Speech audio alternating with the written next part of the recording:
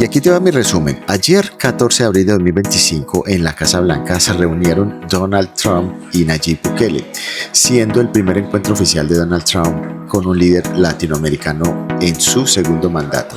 El enfoque principal fue la cooperación en temas de migración y seguridad, destacando el uso del Centro de Confinamiento del Terrorismo Cecot, que en sus iniciales son CECOT, esto en El Salvador, para albergar a migrantes deportados desde Estados Unidos, acusados de pertenecer a pandillas como Tren de Aragua y MS-13.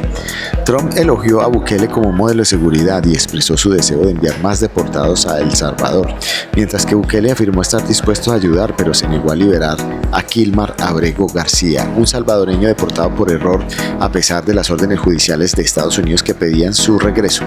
Ambos líderes mostraron sintonía con Trump, alabando la frase de Bukele que dicen que encarcelé a miles, pero yo digo que liberé a millones, e incluso bromeó sobre usarla. La reunión también tocó temas comerciales como los aranceles del 10% impuestos por Trump a El Salvador, aunque no se mencionaron avances específicos al respecto. El encuentro generó críticas de organizaciones de derechos humanos que denuncian abusos en el Cecot y cuestionan la legalidad de las deportaciones. En resumen, la reunión consolidó una alianza estratégica entre ambos países, priorizando seguridad y control migratorio, pero dejó pendientes controversias legales y humanitarias. Vamos a ver la entrevista. So I knew him as a very young man. Now he's just a young man. And he's done a fantastic job. Mr. President, it's an honor to have you. Thank you. You're doing incredibly for your country. And we appreciate working with you because you want to stop crime, and so do we. And it's very, very effective. And I want to just say hello to the people of El Salvador and say they have one hell of a president. Okay? And I mean that, and I know him well. I know him as a very young man, Marco, even younger than you. You know, he started pretty young. He'll always be younger. Young at heart. But I want to thank you for the great job you're doing. I appreciate it very much. Thank you. Well, it's an honor to be here in the Oval Office with the President and leader of the free world. We're very happy and we're very eager to help. We know that you have a crime problem, a terrorism problem that you need help with. And we're a small country, but if we can help, we must do it. And we actually turned the murder capital of the world, that was the journalist college, right? Murder capital of the world, into the safest country in the Western Hemisphere. And, you know, sometimes they say that we imprisoned thousands. I like to say that we actually liberated millions. So, you know, like, That's very good. Who gave him that line? Do you think I can use that? yes. And in fact, Mr. President, you have 350 million people to liberate. Yeah. But to liberate 350 million people, you have to imprison some. You know, that's the way it works, right? You cannot just, free the criminals and think crime's going to go down magically. You have to imprison them so you can liberate 350 million Americans that are asking for the end of crime and the end of terrorism. And it can be done. I mean, you're doing it already.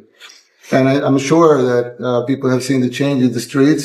Yeah. A long way to go because you're just initiating your second term. But it's clear that, with the numbers at the border, even in Democrat-run cities, they get a help from the work you're doing.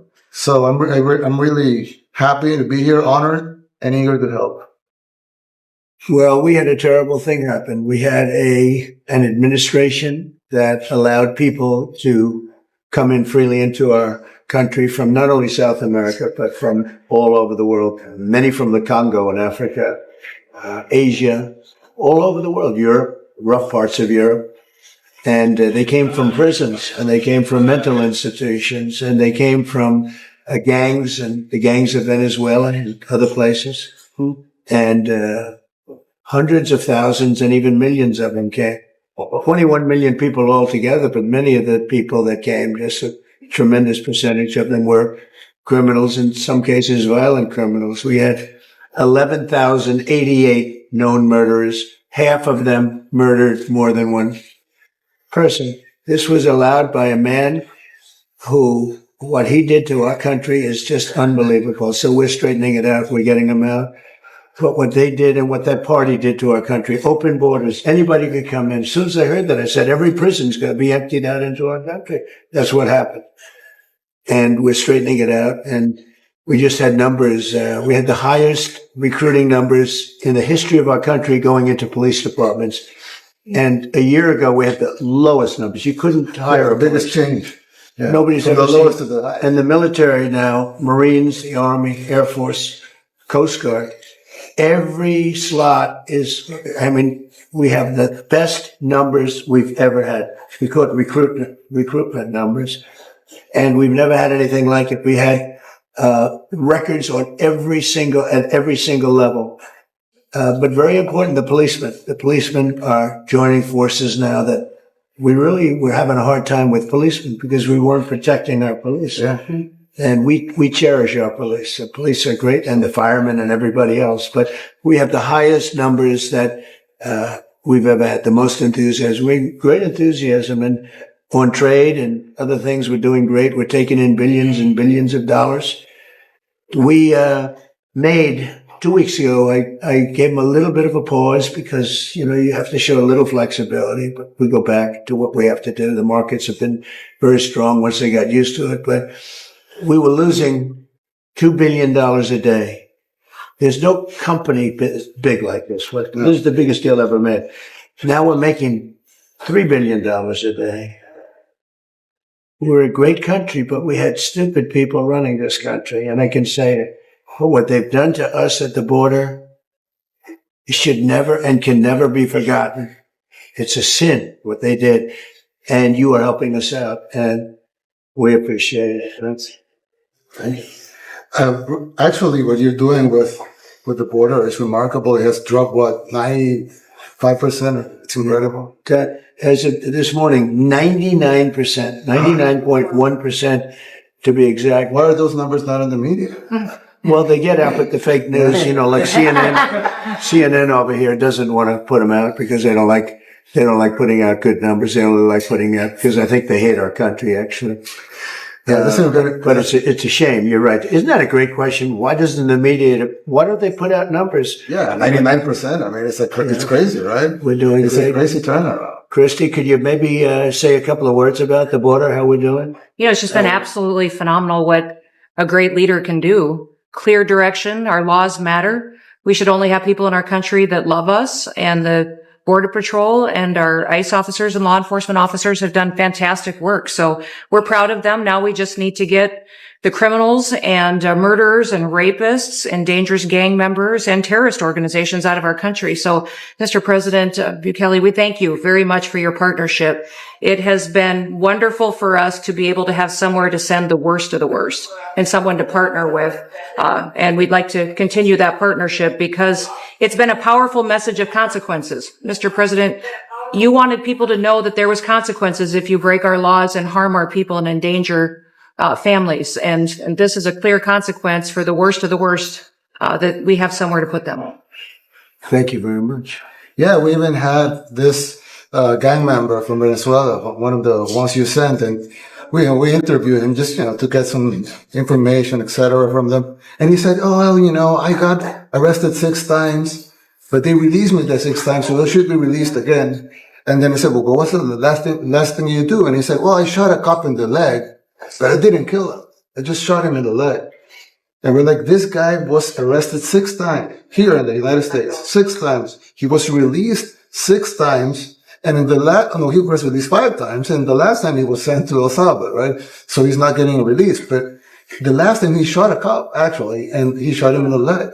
So, these are, like you said, there's something broken. It's the liberal establishment.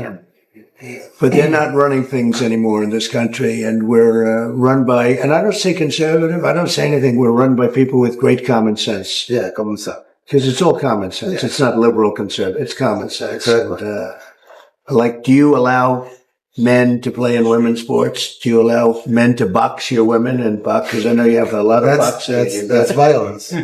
That's abuse of a violence woman. against women. It's abuse of a woman. But we have people that fight to the death because they think men should be able to play in women's sports. And some of those sports, it wouldn't matter much, but it still matters. But some of them are very dangerous for women. Some years ago, like you said, a decade ago or so, women rights movements were pressuring so that we enacted specific laws to avoid men abusing women. And I think those laws were great because there were a lot of men abusing women. But now some of the same people are trying to backtrack on that and actually trying to make new laws allowing men to abuse women in sports. So actually, that doesn't make sense. It doesn't make sense. It's crazy. You know, they have weightlifting records, right? Yeah. A woman gets up and sweats. She's incredible. A guy gets up and beats her by 100 pounds. What are you going to do? A record that hadn't been broken in 18 years. You know, they put on an ounce, quarter of an ounce, eighth of an ounce for 18 years. Now they have a guy come up, ping. The whole thing is crazy. But they continue to fight.